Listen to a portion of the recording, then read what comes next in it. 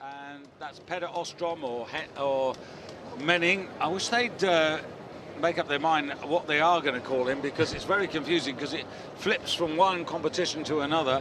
Here we are. Start list for the Canadian singles. We have to move on because we have a packed program, but we'll bring you that result as soon as we have it. So lane one, Canada, Benjamin Tadioli.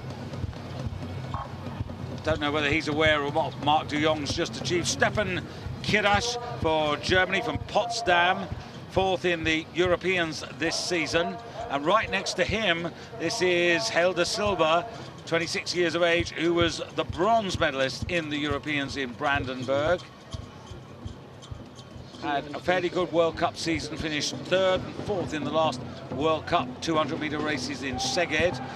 Now, Yevgeny Shuklin, 28 years of age, the Olympic silver medalist, fourth in the world, and a former European gold medalist. Artem Kozir for Belarus, university bronze medalist last year, and only eighth in the Europeans. But here is the Olympic champion for the Ukraine, Yury Chebban.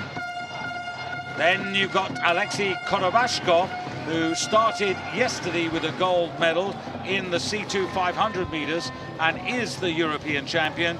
Then Li Huang for China, way down in the Olympic ranking, but much better than that now since then, and not to be discarded by any means.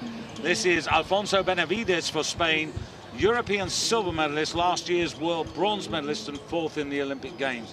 So plenty of quality here. This tailwind, by the way, is pretty straight down the course.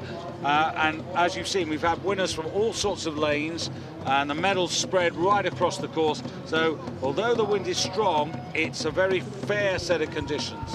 Yeah, and I think what we're seeing here are just fast times. I mean, we saw... And just a quick note, Malcolm, Valentin Demenenko, the world champion, eliminated in the semi-finals. That's why he's not here, from Azerbaijan, of course. Well, that was just absolutely everywhere, everybody away. Yeah, Chebban from the Ukraine, the Olympic champion there in the blue hat, got away very well. He's great over that 20 strokes, first 20 strokes. Now he's getting the power down, whipping the stroke rate up. Korovashkov for Russia in the red hat, trying to go with him as well, the reigning European champion. And it's the European champion versus the Olympic champion at the moment. Just looking up the course there to see who else might be getting into this. Kozir of Belarus also on the premises there in lane number 4. But as they come to the line here, Russia, Russia versus Ukraine. But I fancy that Korovashkov may have got his second gold medal. Well, all on the lunge for the line there. They actually lunge at two slightly different points, the Russian and the Ukrainian, so very, very close. The crowd will think it's the Russian. I'm going to have to wait for another photograph on that, I'm not sure. They think it's the Russian, I think it's the Russian. It must be the Russian. I think Lithuanian also came well at the end there, so may possible chance for a bronze medal. While we're doing this, have we got a result from the previous race?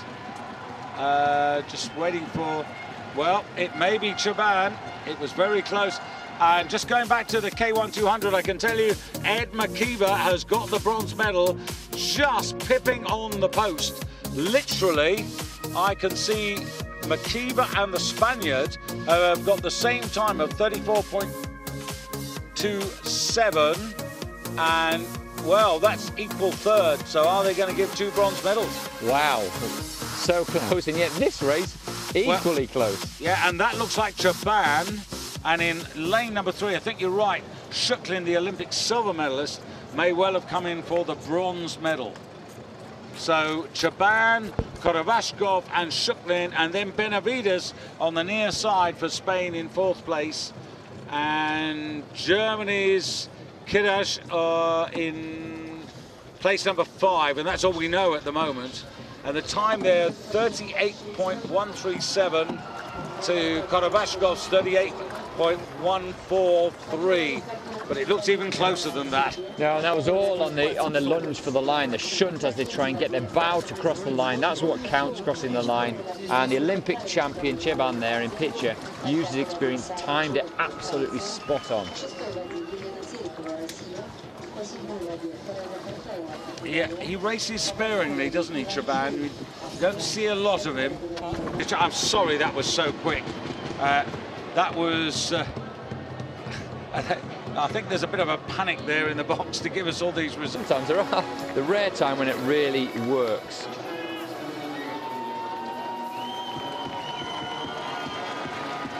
Canadian singles ceremony coming up here for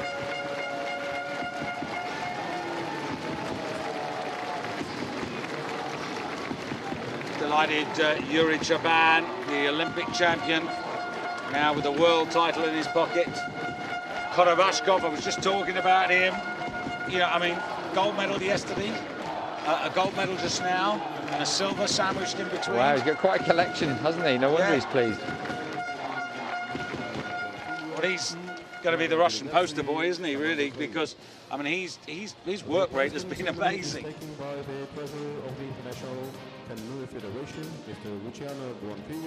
Luciano Bonfini.